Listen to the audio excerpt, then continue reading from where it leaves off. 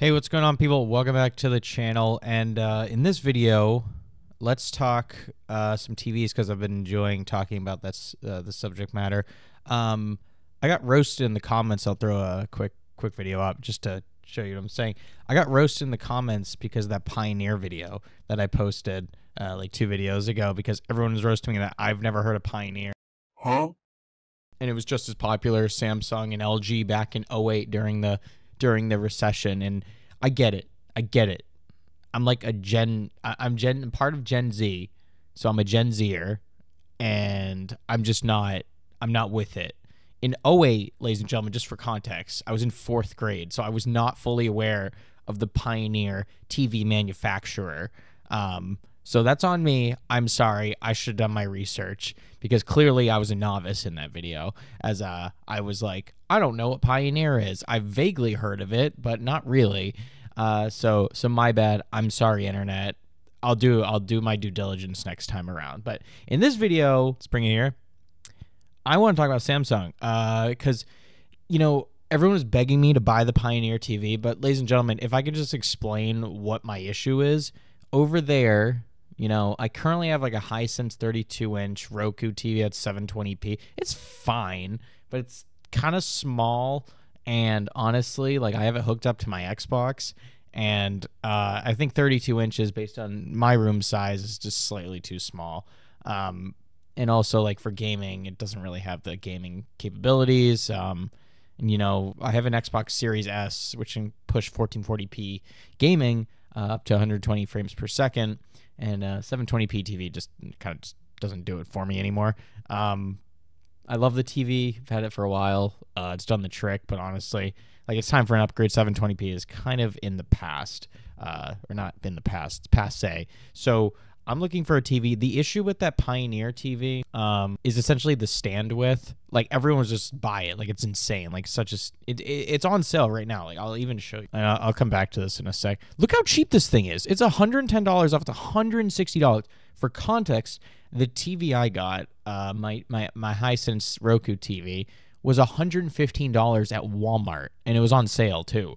I don't know what the original price was. It might have been like $130 or something. This thing's $160. Like, that is so inexpensive and so comparable to a 720p TV that I paid for, like, just 4 years ago, essentially. I think almost exactly 4 years to this date. Got a Google memory about that, which is kind of interesting.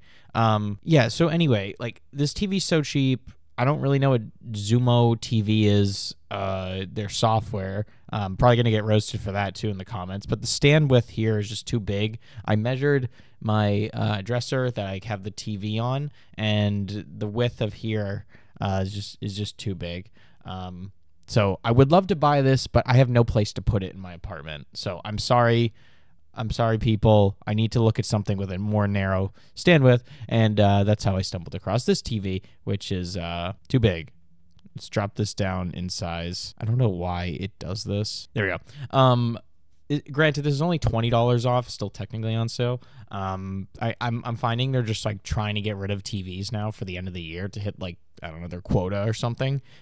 Plus Black Friday, like, didn't really sell well. So this is $20 off, tiny discount. Anyway, this is a really good TV because it's made by Samsung. It's made with premium materials. It's got the, like, Titan gray finish on it, so it doesn't look like cheap black plastic that you'll see on a lot of these TVs. That basically they all look the same now with these two, with like that dual stand design instead of, like, the center one. And we also have some, like, offers here. You can get you know, $15 off Xbox controller, and also 1 free month of Game Pass. So that's good for me because I have an Xbox. But anyway, it's it's 4K resolution. That's, like, the biggest thing. They don't actually have Dolby Vision for Samsung TVs. I learned this recently. So if you go on Disney Plus, like, Disney Plus has all Dolby Vision, like, movies and TV shows. It won't actually work with that. They have their own sort of HDR technology. It's called HDR10 Plus. So it still kicks in when you watch that kind of content. It's just not Dolby Vision, if that makes sense. It's just a different version of it.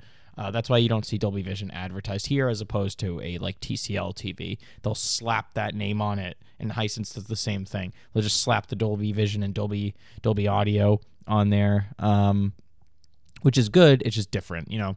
Same, but different. It's LED technology. It's edge lit, which is I mean, direct lit is a little bit better. You won't get as many of those like gray areas around the TV if you're watching your TV in like complete darkness. Yeah, edge lit, most popular and affordable form of lighting. Good overall, but could have pox. That's what I was trying to say. It's most noticeable like if you're in a really dark room. Full array local dimming, that's the best. That's where you get the QLED technology, more expensive, obviously. So this is the most affordable version. However, you're dealing with Samsung, even though it's edge lit. It's premium manufacturer, so I'm not going to complain. If we just look at the full specs list, and you can also tell this is a good TV, just because don't just trust my judgment, but this has over 1,100, close to 1,200 reviews and 4.7 stars on average. So I think based on that average and that sample size of reviews, I think you can probably trust it. And Samsung is a reliable TV manufacturer. LED, 4K, 43 inches. So I have 32 inches right now. 43 would be extending that out diagonally. And there is a big difference between a 43-inch TV and a 32-inch TV. You can definitely tell the difference. HDR 10 plus, edge lit, 60 hertz. They have a motion accelerometer. It's not what this word says. Sorry. This is kind of interesting because they probably have motion smoothness, but they don't actually list the number or the motion rate that it's actually smoothing to, if that's even a word. Normally they'd put like 120 or 240 or something. It's not actually that refresh rate. They're just adding some like smoothing effects in there to make it look like it is, which is good if you're watching like 24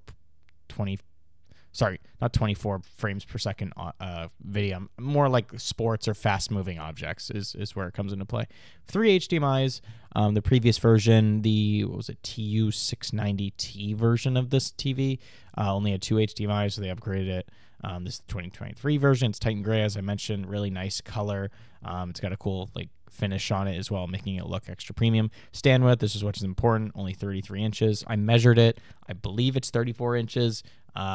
So this should be fine if I put this on my dresser. I don't really care about other dimensions or thickness, to be honest. I don't think thickness is just not that important to me in terms of a TV. It might be for you guys. I don't care. Yeah, and then it comes with all the standard apps. I'd say the biggest downside to this, you can roast me in the comments section down below as well. I'm not a fan of Tizen OS. My parents had a Samsung QLED TV from a couple years back, so maybe they updated the software and I'm just not familiar with it. But I don't know. It seemed like very bare bones at the time. I don't even remember like a main sort of like hub for like a main menu.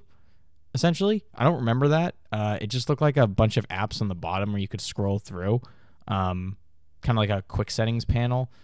I don't know if that's changed. It probably has, so I'm sorry if I'm getting this information wrong. It probably has changed. I wish they had more images here. Have a picture. And we get this remote, too. We don't get that, like, uglier, the last version of this TV, which was like, you know, had like the numpad and had all these random buttons that you're never going to use. They're like, this is the good remote. It comes with the voice assistant, you know, all your most popular apps like Disney Plus, Netflix, Prime Video.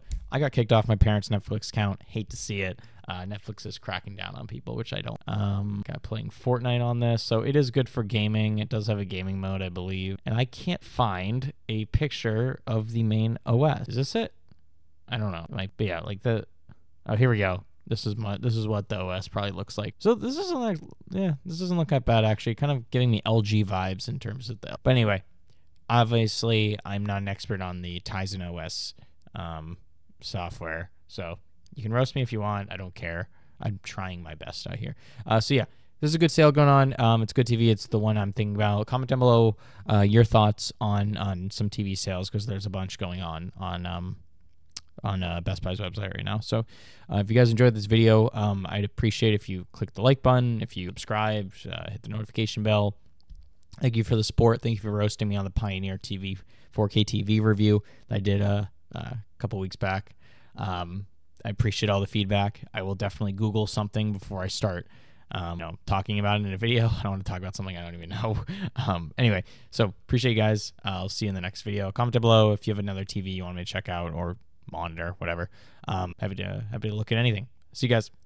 Hey guys, thank you so much for watching another video on my channel. If you're interested, click over here to subscribe to the channel and click over here for another amazing tech video review / tutorial. And yeah, thanks so much for checking out the channel. Appreciate all you guys. See you in the next video.